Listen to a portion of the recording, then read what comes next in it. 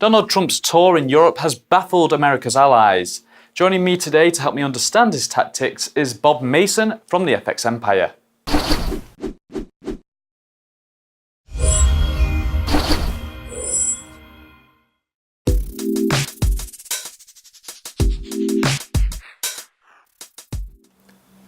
Donald Trump has been playing a very unorthodox game while he's been in Europe. Is this all a part of his deal-making strategy? Also, how can the US-Russia relations change the balance of power? The art of the deal has probably received more airtime since the presidential election than any other time since publication in '87. Trump's orthodox strategies may be acceptable in the world of real estate and banking, but when it comes to international relations, there is a protocol that generally needs to be followed. And obviously Trump's shown his willingness to break the protocol and go against the grain. Putin's going to have sort of second thoughts perhaps after Trump's about turn after the Helsinki show on Monday, initially agreeing that Russia hadn't meddled in the elections to then say that they had. Obviously pressure from no doubt Congress and US intelligence agencies. So NATO, Europe, that's a concern. It's a bit of an alarm. Old Cold War enemies forming sort of new alliances. It's quite a chilling thought. In terms of balance of power, Europe and China and really the rest of the world, and then Russia and the US doesn't really bode thinking about. While in the UK, Donald Trump was sending mixed signals about a fair trade deal after Brexit. Did Theresa May manage to secure a deal with the US, or is the special relationship worse off? And how will the pound be impacted by this? Judging by Trump's negotiating tactics and clear intent to sway, the balance of trade firmly in the favor of the US, it's going to be interesting to see, what terms a fair trade agreement will actually have. When considering existing agreements that Trump's gone ahead and sort of torn apart, and the fact that member states have actually failed to formulate any common ground post the tear-ups, it's going to be far-fetched to believe that the UK can actually be an exemption to the rule, as it were. It's no big secret that the UK government's already failing with Brexit. Negotiations haven't really gone the British government's way, so how they're going to achieve success with the US remains to be seen.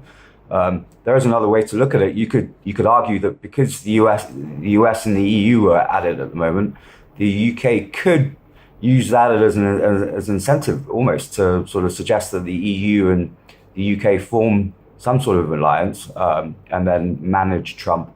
But obviously Brexit's Brexit, and the EU has had its strategy from the beginning.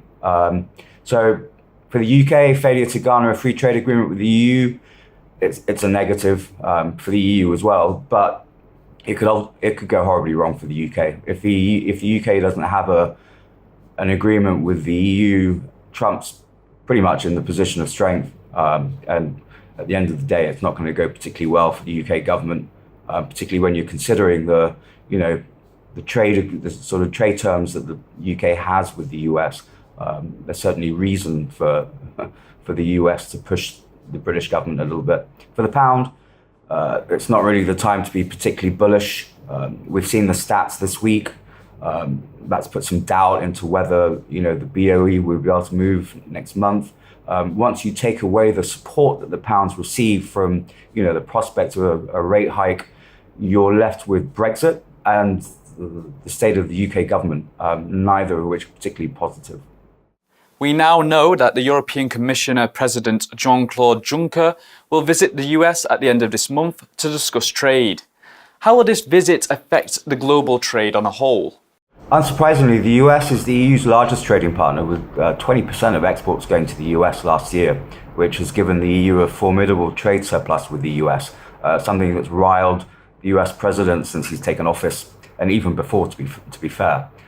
With the EU going about its business, meeting with China and Japan, looking to forge new trade relations and strengthen them, Juncker could really have his work cut out next week. To make matters worse, EU imports, China's the biggest supplier of goods to the EU, US coming up second, quite considerably behind actually. So there's definitely a cause for the US president to be looking to rebalance the power, as it were, in terms of trade terms. From an EU perspective, are they going to be wanting to rub China up the wrong way? I'd suggest not. At the end of the day, let's face it, the Chinese premier is going to be around a lot longer than Trump's likely to be. So building relations with China and other, allies is going to be significant from a trade perspective. And will the US really go ahead and destroy trade relations with the EU? Short term, quite possibly, but long term, it seems quite difficult for Trump to be able to get away with it, particularly when considering, how embedded EU goods are in the US.